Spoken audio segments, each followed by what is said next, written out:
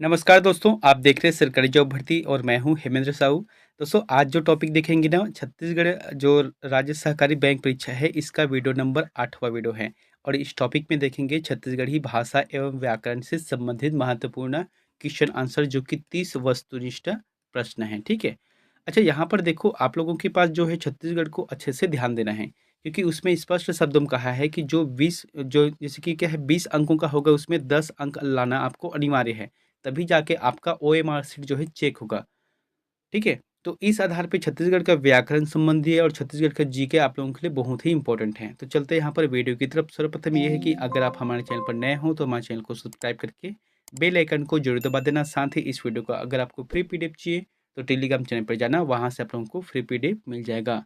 चलते हैं यहाँ पर पहला क्वेश्चन की तरफ। देखो, यहाँ पर मैंने आपको होमवर्क दिया था, उसको देखे थे कि छत्तीसगढ़ में जिला इकाइयों द्वारा किन कार्यों के संबंध में कार्य किया जाता है। तो ये रहेगा विपणन का कार्य।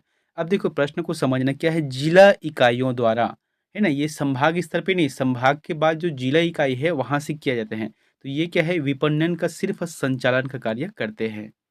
अब देखते हैं आज का पहला प्रश्न यहाँ पर है, छत्तीसगढ़ राजभाषा दिवस 28 नवंबर को ही क्यों मनाया जाता है। अब आपको बताना, देखो यहाँ पर दो प्रश्न छिप गए हैं। पहला क्या है कि छत्तीसगढ़ी राजभाषा दिवस कब मनाया जाता है, 28 नवंबर को है। लेकिन क्या बोल रहा है कि क्यों मनाया जाता है, ये भी प्रश्न है। तो इस दिन जो है विधेयक पारित हुआ था। इस दिन क्या है, विधेयक को पारित किया गया था, इसीलिए जो है 28 नवंबर को मनाया जाता है। और विधेयक कब पारित हुआ था, 28 नवंबर नवंबर 2007 को पारित हुआ था। ठीक है। दूसरा प्रश्न क्या है, छत्तीसगढ़ी कौन लिपि में लिखे जाते। यहाँ पर क्या बोला गया है कि छत्तीसगढ़ी कौन लिपि में लिखे जाते हैं। तो ये रहेगा देवनागरी लिपि। जिस तरीके से हिंदी रहता है ना, उसी प्रकार से ये भी है। बस इसमें थोड़ा सा बोलने का तरीका अलग रहता है, लेकिन ये क्या है, देवनागरी लिपि का ही एक अंतर्गत है। इसलिए हम कह सकते हैं कि छत्तीसगढ़ी कौन लिपि में लिखे जाते हैं, तो देवनागरी लिपि में लिखे जाते हैं। तीसरा प्रश्न है, कुड़ुख या उराव किस भाषा परिवार के अंतर्गत आती है। यहाँ पर दो शब्द है, एक है कुड़ुख है और एक है उराव। तो ये जो है किस भाषा परिवार के अंतर्गत आती है, तो इसका आंसर रहेगा द्रविड़। द्रविड़ भाषा परिवार के अंतर्गत यहाँ आती है। चौथा प्रश्न है, भाषा शब्द किस भाषा की धातु से बना है। आपको देखना है कि जो भाषा शब्द है वह कौन से भाषा की धातु से बना है। ये रहेगा संस्कृत की भाष धातु से। जो संस्कृत की भाष धातु है ना, उसी से बना हुआ है भाषा शब्द है। अगला है, हिंदी के शब्द यहाँ को मध्य क्षेत्रीय मानक छत्तीसगढ़ी में कहा जाता है, यानी कि कहा जाता है। आपको बताना है कि जिस तरीके से यहाँ शब्द है ना। अब आपको देखना है कि इसे क्या कहा जाता है, मध्य छत्तीसगढ़ी जो भाषा है उसके अंतर्गत। तो इसका जो आंसर आ जाएगा ए करा रहेगा। ए करा इसका आंसर सही रहेगा। अब देखो, ए करा मतलब क्या होता है, जैसे कि हम हिंदी में बात करते हैं तो यहाँ आइए। ठीक है। लेकिन अगर छत्तीसगढ़ी में इसे बात करते हैं तो फिर ए करा आ। तो ये क्या है, यही शब्द है, यहाँ के लिए ए करा रहेगा। छठा प्रश्न है, तेजाब शब्द कैसन संज्ञा आए।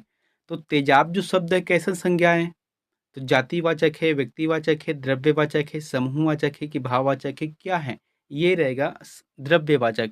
तेजाब क्या है, द्रव्य पदार्थ है, इसलिए हम इसे आंसर लगाएंगे, सी नंबर सही रहेगा। सातवां प्रश्न है, समूहवाचक संज्ञा है। आपको देखना है कि समूहवाचक संज्ञा कौन सा है, जैसे कि बोइर, सियानी, करु, जोत्था।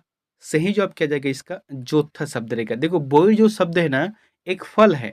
हालांकि जैसे कि बोइर के पेड़ में बहुत सारे फल रहते हैं, लेकिन एक ही बोइर को कहते हैं ना, बोइर या बेर शब्द। लेकिन जोत्था मतलब क्या होता है, जैसे कि सिंपल सी भाषा में हम लोग छत्तीसगढ़ी में बोलते हैं, जैसे कि कोई आमा के पेड़ हवे। ठीक है। अब वो में बहुत सारे आमा अगर फरे हवे तो ओला का बोलते ना, मन कि जोत्था आमा फरे हवे। तो यही इसका आंसर रहेगा। जोत्था मतलब क्या होता है, समूहवाचक को ही निर्देशित करता है, उसे इंगित करता है। आठवां शब्द क्या है, आठवां प्रश्न है, चिड़ई आकाश में उड़ाथे में कौन सा क्रिया है। अब यहाँ पर क्या बोला गया है, चिड़ई आकाश में उड़ाथे। अब इसमें कौन सा क्रिया है आपको बताना है। तो ये रहेगा सकर्म क्रिया है, क्योंकि चिड़ै जो है, यानी कि चिड़िया जो है आकाश में ही उड़ता है ना। और किसके माध्यम से, यानी कि वो खुद से कार्य कर रहे हैं। तो ये आंसर आ जाएगा सकर्म क्रिया के अंतर्गत होता है। अगला है, निम्न में छत्तीसगढ़ी क्रिया विशेषण नहीं है। तो क्या बोला गया है कि निम्न में छत्तीसगढ़ी क्रिया विशेषण कौन सा नहीं है? तो इसका जो आंसर आ जाएगा तुंहर। जो तुंहर शब्द है वहाँ छत्तीसगढ़ी में क्रिया विशेषण नहीं है। अब कैसे नहीं है उस चीज को समझते हैं। देखो, छत्तीसगढ़ी में ना तुंहर जो शब्द है वह एक सर्वनाम शब्द कहा गया है। छत्तीसगढ़ी में जो उसका व्याकरण है उसमें तुंहर को जो शब्द है उसे एक सर्वनाम कहा गया है। और बाकी जैसे कि जी हाँ है, तत्का है, अभिच है, ये सभी क्रिया विशेषण के अंतर्गत आता है। 10वां प्रश्न है, समारोहर घर जाहि के कारक है। तो क्या बोला गया है? समारोहर घर जाहि में जो कारक है वहाँ कौन सा कारक है? तो ये रहेगा कर्ता कारक है। समारोहर घर जाहि में कौन सा कारक है? कर्ता कारक है। अब कैसे कर्ता कारक है यहाँ पर देखते हैं। क्रिया को करने वाला अर्थात होता है कर्ता कहलाता है। ठीक है, अगर हम यहाँ पर हिंदी में बात करेंगे तो फिर क्या आता है? ने आता है। अगर हम छत्तीसगढ़ी में इसे देखें तो ह या हर रहेगा, यानी कि यहाँ पर क्या है? समारोहर या समारोह घर जाहि, ये जो शब्द रहेगा वहाँ कर्ता क्रिया के हिसाब से रहेगा। अगला है, मानवेतर जीवधारियों में लिंग निर्धारण के लिए किस स्वतंत्र शब्द का प्रयोग किया जाता है? तो ये रहेगा माई शब्द का प्रयोग किया जाता है। देखो, माई शब्द यहाँ पर जो ऑप्शन है ओई, एया, माई, गोई, उस हिसाब से यहाँ पर माई शब्द सही रहेगा। अब यहाँ पर प्रश्न उठता है कि मानवेतर मतलब होता क्या है? देखो, होता क्या है कि कुछ पक्षियों और पशुओं के लिए लिंग का निर्धारण करने के लिए नर या एंड्रा या मादा या माई या एंड्री इनके नाम से पूर्व में लगाया जाता है। जैसे कि सिंपल से शब्द है, अगर मैं कहूँगा खरगोश है, तो खरगोश को हम कैसे जानेंगे कि ये नर है कि मादा है ना? तो उसको पहचानने के लिए हम लोग उसके सामने में क्या करते हैं कि ये नर खरगोश है और ये मादा खरगोश है, ये हो गया। लेकिन छत्तीसगढ़ी में क्या बोलते हैं कई, जैसे कि क्षेत्रीय भाषा में एंड्रा एंड्री बोलते हैं ना, जैसे कि एंड्रा है तो फिर वो क्या है? नर है, और एंड्री है तो फिर नारी है, तो इस आधार पे बोलते हैं। तो यहाँ पर छत्तीसगढ़ी में है माई। माई जो शब्द जो लिया गया है वही जो है मानवेतर जो इकाई है उसी के आधार पर है। लेकिन यहाँ पर अगर मादा भी रहता है ना तो दोनों सही रहता है, मादा और माई दोनों सही रहता है, लेकिन सिर्फ माई शब्द है इसलिए आपको सी आंसर लगाना है।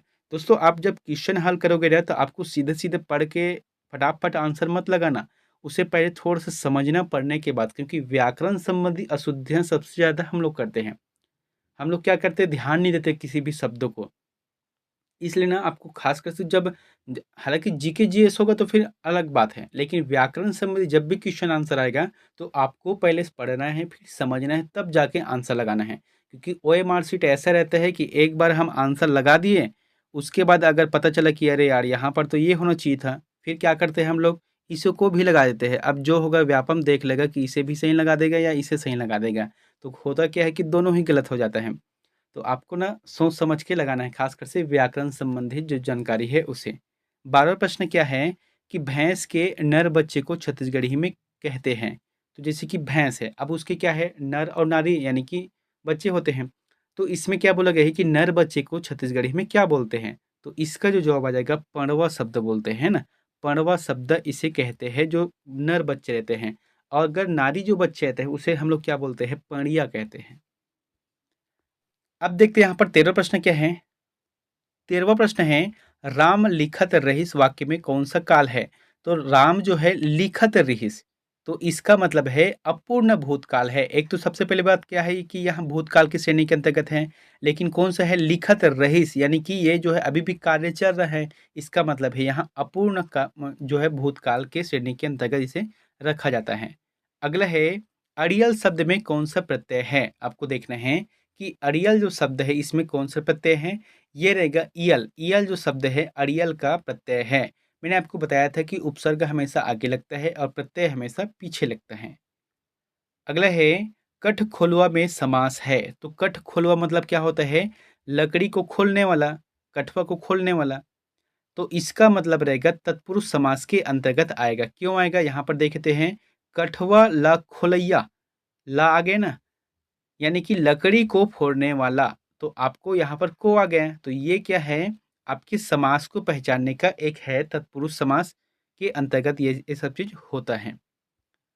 16 नंबर का प्रश्न है, धन श्याम में समास है। क्या बोला गया है कि धन श्याम, घन श्याम है। तो घन श्याम में समास क्या है आपको बताना है। कर्मधारय समास है। अब देखो घनश्याम में समास क्या है कर्मधारय समास में, कि विशेषण और विशेष्य के सहयोग से बनने वाले समास को कर्मधारय समास कहते हैं। जैसे कि घन के समान श्याम यानी कि घन श्याम। अगला प्रश्न है, यहाँ पर लिखा है ठड़गा नाचे टिंगे टिंग जनौला इंगित करता है। क्या बोला गया है कि ठड़गा नाचे टिंगे टिंग, इसका मतलब होता है ढेंकी रहेगा। यहाँ पर जो ऑप्शन है ना, पहले देख लेना कि आंसर सही क्या बैठ रहा है। तो ढेंकी, ढेंकी आप सभी को पता है ना कैसे होता है, पहले घरों में होता था, लेकिन अब यह घर में नहीं होता है क्योंकि अब जमाना बदल गया है। तो यहाँ पर ऐसा होता था, यहाँ पर जो है गड्ढा रहता था, ठीक है।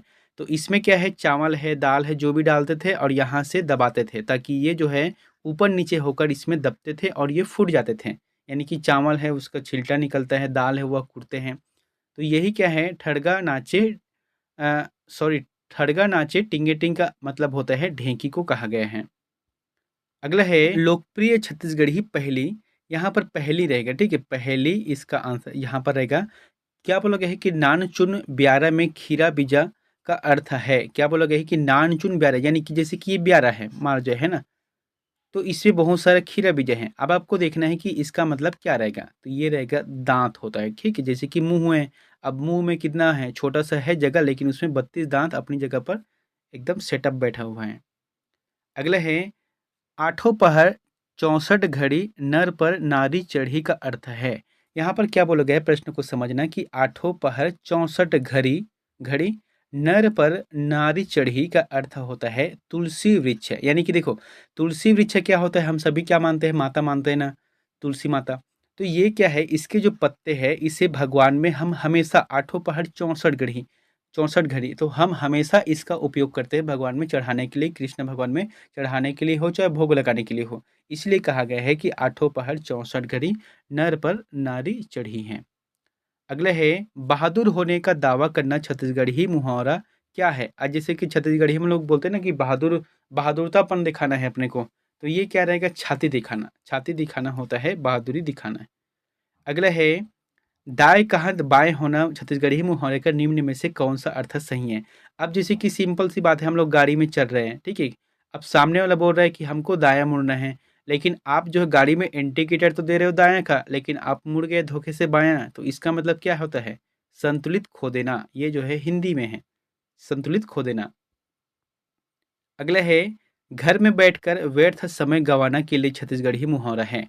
अगर आप घर में बैठकर फालतू का समय बर्बाद कर रहे हो तो फिर इसे छत्तीसगढ़ी में कहते हैं अंडा सेकना। कभी कभी बोलते हैं ना घर में कि खाली पीले बैठ के का अंडा सेका था बस। तो ये जो शब्द है वही है कि अगर घर में फालतू का बैठे हो तो इसे छत्तीसगढ़ी में ये बोलते हैं कि अंडा सेकना होता है। अगला है छत्तीसगढ़ी मुहावरों को पूरा करें। आपको देखना है यहाँ पर कि पूरा करना है। गरवा के पूछी खाली स्थान। तो गरवा के पूछी सूंघना है कि छुअना है कि देखना है या बांधना है। इसका मतलब आ जाएगा छुअना, क्योंकि अगर हम गरवा के जो पूछी है उसे छूते हैं तो क्या बोलते हैं छत्तीसगढ़ी में, कसम खाना। हम लोग बोलते हैं ना किसी को कि अगर कसम खाना है तो फिर गाय का जो है पूंछ है उसे पकड़ना है। तो यही है कि गरवा के पूछी छूना होता है। अगला है छत्तीसगढ़ी लोकोक्ति में रिक्त स्थान की पूर्ति करें। अब यहाँ पर छत्तीसगढ़ी जो लोकोक्ति है उसमें रिक्त स्थान की पूर्ति करना है। क्या बोला गया है कि लकड़हा डबरा म कनवा खाली स्थान। तो अब ये खाली स्थान की जगह कोकड़ा कौवा परेवा मैना कौन सा रहेगा, तो इसका जो जवाब आ जाएगा कोकड़ा रहेगा। अब देखो लकड़हा मतलब आप सभी को पता है ना, ऐसा जगह जहाँ पर जैसे कि सिंपल सी बात है पानी कम है लेकिन वहाँ पर क्या है चिखला यानी कि बहुत सारे मिट्टी ज़्यादा है। अब जैसे कि ओकर ज़्यादा चिखला हवे, पानी कम हवे तो स्वाभाविक बात है कोकड़ा होकर जाके रही यानी कि हंस। काबर कि हो सकथे ओकर कुछु खाए मिल गे, मछली वगैरह है, कीड़ा-मकोड़ा है, तो ये सब चीज़ इसी के अंतर्गत आता है। लकड़हा, डबरा, कनवा, कोकड़ा सही रहेगा। अगला है एक दउरी म हाकत है, हाना के मतलब है। एक दउरी म हाकत है, एकर हाना के मतलब का है? इसका जो आंसर आ जाएगा निक और खीक ला बरोबर मानत है। निक मतलब अच्छा है और खीक मतलब बुरा है। तो दोनों को यानी कि अच्छा और बुरा को दोनों एक समान मान रहे हैं यानी कि एक दौरी, ठीक है। अगला है इनमें से कौन भिन्न है। आपको देखना है इनमें से भिन्न कौन सा है, घोंघी बिच्छी जोंकुआ या छेरी। तो छेरी भिन्न है क्योंकि देखो छेरी के 4 पैर रहते हैं, ये हो गया, और बाकी का नहीं रहता पैर, ठीक है। दूसरी बात ये है कि छेरी जमीन पर रहता है, बाकी जो है पानी में रहता है, ठीक है। तो इस आधार पे हम कह सकते हैं कि छेरी अलग है इन तीनों की अपेक्षा। अगला प्रश्न है, निम्न में छत्तीसगढ़ी में जानवरों को बांधने की रस्सी को क्या कहा जाता है? जैसे कि गिर्री है, गिरमा है, गुंडरी है, गिर्री है। इसका जो आंसर जाएगा गिरमा। देखो गिरमा जो है छत्तीसगढ़ी में जैसे कि कुछ जानवर है, जैसे गाय है, बैल है, भैंस है, उसे बांधने का जो कार्य करते हैं उसे कहा जाता है गिरमा। यह छत्तीसगढ़ के अलग-अलग भाषा है। कई लोग इसे जो है गेरवा शब्द बोलते हैं, गेरवा, है ना? गेरवा बोलते हैं। अगला है, छत्तीसगढ़ी शब्द नोहर-छोहर का अर्थ है। तो नोहर-छोहर का अर्थ होता है दुर्लभ। जैसे कि हम लोग बोलते हैं ना किसी चीज़ को कि बहुत मतलब ये नोहरहा हवे, तो नोहरहा मतलब दुर्लभ है। मतलब बाद में ये सब चीज़ नहीं मिलता है, इसीलिए हम क्या बोलते हैं नोहरहा बोलते हैं। जैसे कि खाना बनाना है, कोई ऐसा सब्ज़ी रहता है जो कि बहुत मुश्किल से मिलता है, तो उसके लिए प्रयोग करते हैं ना कि ये सब्ज़ी का है नोहरहा हवे, तो ऐसा ही इसका आंसर सही रहेगा। 29वां प्रश्न है, मिस्त्री यानी कि मिस्त्री शब्द छत्तीसगढ़ी का कौन-सा भाषा ले आए हवे? तो यहाँ पर क्या बोला गया है मिस्त्री शब्द है, ये कौन-सा भाषा से है आपको बताना है। पुर्तगाली है, फारसी है, पश्तो है, तो ये रहेगा पुर्तगाली शब्द है मिस्त्री। यहाँ पर 30 नंबर का प्रश्न है, सुदामा चरित्र के रचयिता कौन है? आपको देखना है कि सुदामा चरित्र के रचयिता कौन है? सही जवाब आ जाएगा गोपाल चंद्र रहेगा, ठीक है? गोपाल चंद्र जो कि सुदामा चरित्र के रचयिता हैं। दोस्तों यहाँ पर जो है अंतिम प्रश्न आप लोगों के लिए होमवर्क है, तो इसका आंसर में प्लीज़ कमेंट बॉक्स पर जाकर जरूर बताना है। और ये प्रश्न को कई बार मैंने करंट अफेयर के माध्यम से भी बता दिया है कि भूलन कांदा किस साहित्यकार की रचना है। क्या बोला गया है भूलन कांदा। हाल ही में इसके बारे में एक पिक्चर भी बना था। आपको बताना है कि पद्मलाल पुन्नालाल बख्शी है, कि विनोद कुमार शुक्ल है, कि इंदिरा राय है, या संजीव बख्शी है। इन चारों में से जो भी ऑप्शन आपको सही लगता है तो प्लीज़ हमारे चैनल को सब्सक्राइब कर देना, बेल आइकन को जरूर दबा देना। मिलते हैं नेक्स्ट वीडियो में एक नई जानकारी के साथ। Thank you.